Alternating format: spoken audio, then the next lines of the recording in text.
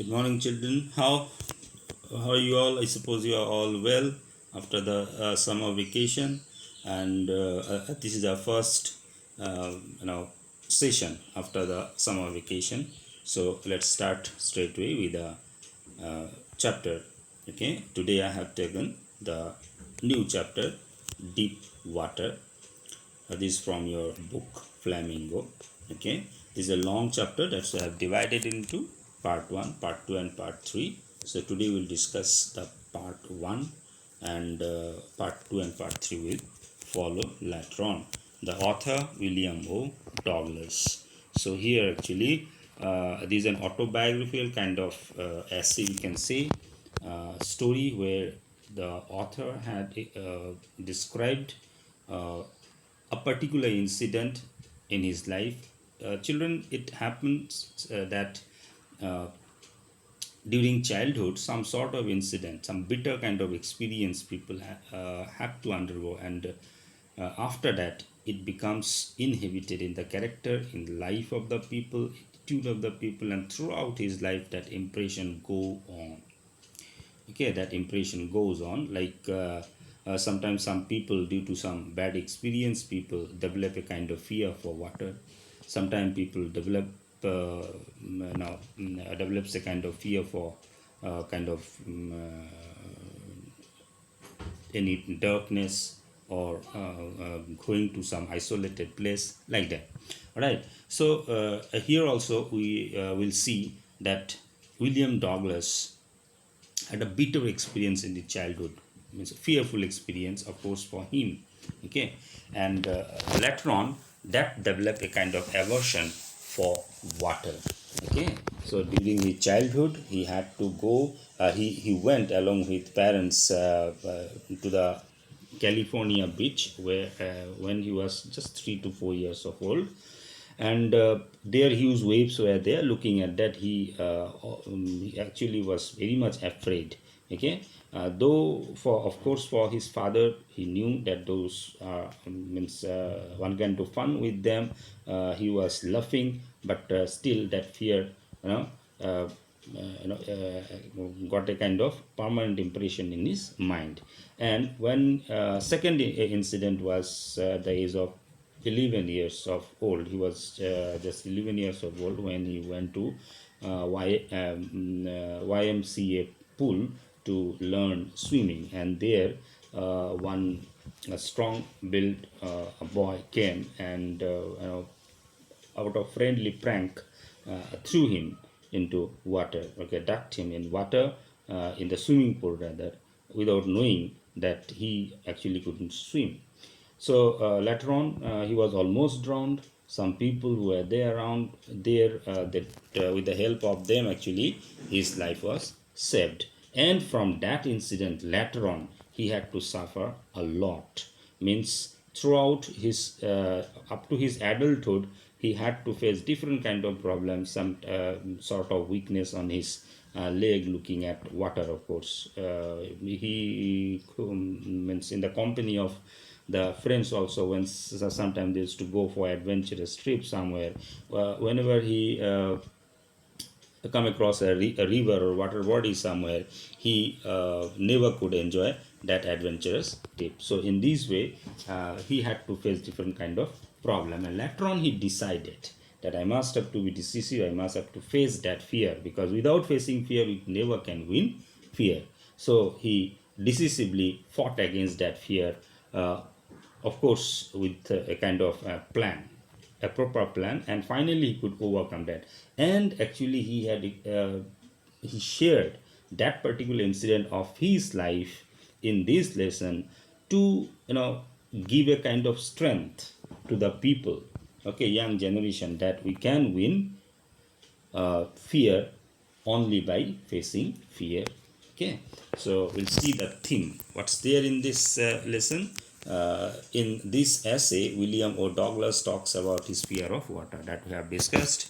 Okay, how he finally overcomes it by his courage, determination, hard work, strong willpower, perseverance, and the desire to learn. This is very, very important, that we must have to have this courage, determination, and hard work. Okay, and perseverance, of course, never to lose heart, okay, and to face the fear. In this way, if this were practiced, we can definitely achieve success in all our endeavors. Now we'll see a little bit about the author, William Douglas. He was born in Maine, Minnesota, and uh, he met Franklin D. Roosevelt at Yale and became an advisor and friend to the president. This excerpt has been taken from the main work of Men and Mountains by William Douglas. It reveals how, as a young boy, William Douglas nearly drowned in a swimming pool. In this essay, he talks about his fear of water and thereafter how he finally overcame it. Now, notice how the autobiographical part of the selection is used to support his discussion of fear. This is very important, that he discussed very elaborately, okay, that how he faced fear and how he overcome that, and how again and again that fear used to come very minutely. When we'll go to the text, we'll see that he had given a very lucid kind of description of that. Okay. Now, I'll start with the text. We'll discuss the text, and I have highlighted the important points here. First incident was when I was 10. I hear, if you see the narration, this first person narration, because as I say, this is an autobiographical lesson, okay, and the author has described about him and about his life, a particular incident of his life. So when he was 10 or 11 years of old, sorry, he had decided to learn swimming. Okay, there was a pool at YMCA in Yakima. Okay, and the Yakima River was known as a kind of teacher resort, deceitful kind of this river, and that's why his mother always used to ask him not to go to learn swimming there. So he found that YMCA pool was safe. Okay, it was only 2 to 3 feet deep at the shallow end and 9 feet maximum at the other end. Now I got a pair of water wing and went to the pool. So in this way he started learning swimming, but I subdued my pride and did it. Means what? He was a kind of introvert kind of a child, because he hated to walk naked into it and show his skinny legs. As he was skin lean and thin, he used to get a kind of a feeling of shyness. Okay, but he subdued that his pride and did it, means did what was required to learn the swimming. Now, from the beginning, however, I had an aversion to the water. This is important. Why he had that aversion? Because of that incident of in his early childhood. Okay, when I was in it. Okay, this started when I was 3 or 4 years of old, and father took me to the beach in California. He and I stood together in the surf. I hung on to him, yet the waves knocked me down and swept over me. I was buried in water. My breath was gone. I was frightened. Okay, so that terror he could not overcome till now. And when he introduced himself at the YMCA swimming pool, that revived unpleasant memories and stirred childish fears. Childish fears means fear of his childhood days. Okay, but in a little while, I gathered confidence. I paddled with my new water wings. In this way, he started learning slowly. Okay, now we'll see the gist of the lesson till now. Whatever we have done, the narrator decided to learn to swim. This is first. Next, there was a pool at YMCA which offered him a good opportunity, and it was safe. Swimming at Yakima River was quite dangerous, so his mother had warned against it. Next, YMCA pool was 2 to 3 feet deep at the shallow end and 9 feet at the deep end, with a gradual kind of a slope. William Douglas had an aversion to the water from the beginning. Once he stood at the beach with his father, a wave swept over him and knocked him down. He was buried in water and got afraid. The YMCA pool revived those fears. Now, this is important to understand that why this has been called a kind of childish fear. Childish fear because there was nothing seriousness in that incident, because the father was laughing, knowing that nobody will got buried in that long waves. Okay, but the child, as a child, he didn't have that knowledge, and that's why he uh, was afraid of that. Now, what happened in YMCA pool? Suddenly, what happened one day? Uh, the place was quiet. YMCA pool place was quiet. I was timid and about going alone, so I sat on the side of the pool to wait for the others. Now suddenly I had not been there long when in came a big bruiser of a boy. Now bruiser here means strong built man. Okay, strong built man. Now probably 18 years of old. He had thick hair on his chest. The description given to now express his strength. Now he yelled, shouted, "Hi, skinny! How do you like to be ducked? How do you like to be ducked?" It means that how do you like if I throw you into water? Saying that, what he did, he tossed me in the deep end. With that, he picked me up and tossed me into the deep end. And uh, now the big problem came because he didn't learn swimming. Now I landed in a sitting position and swallowed water and went at once to the bottom.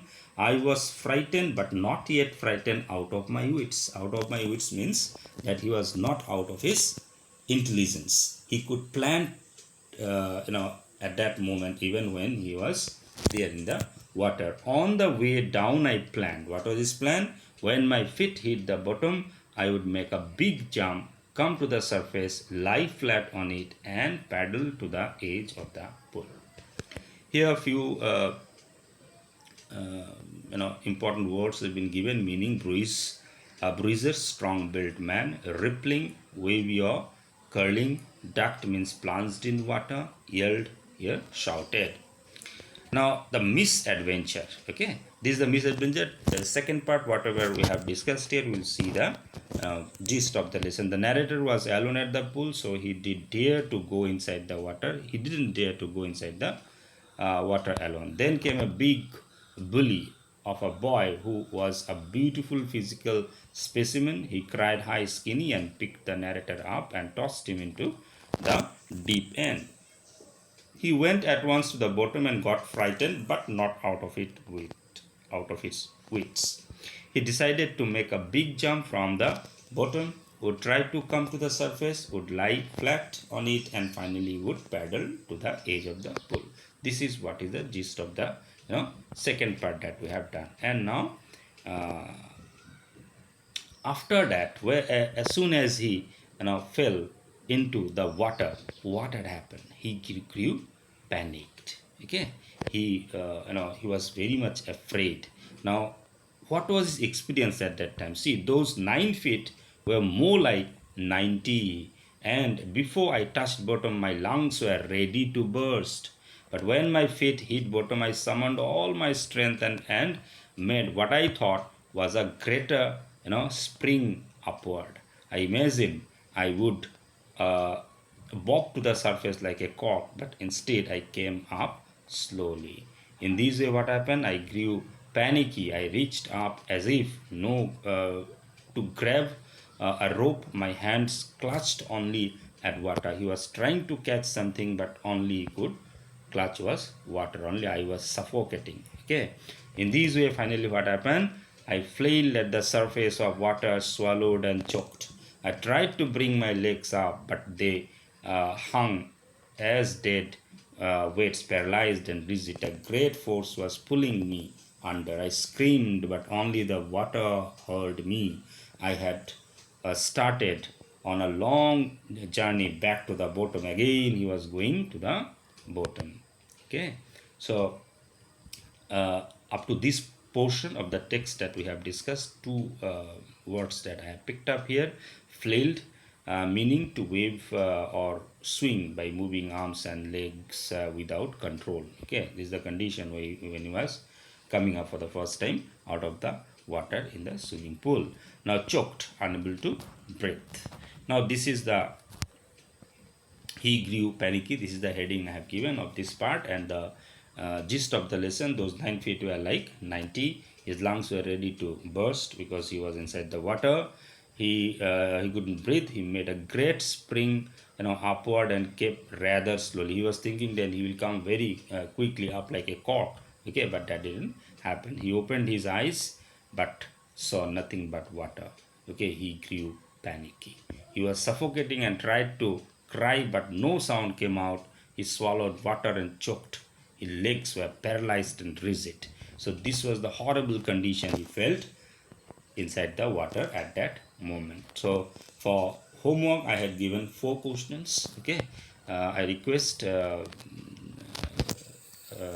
all the children to go through this question and solve those and send me in my personal WhatsApp number, or it's better if you do send through in the Google Classroom through.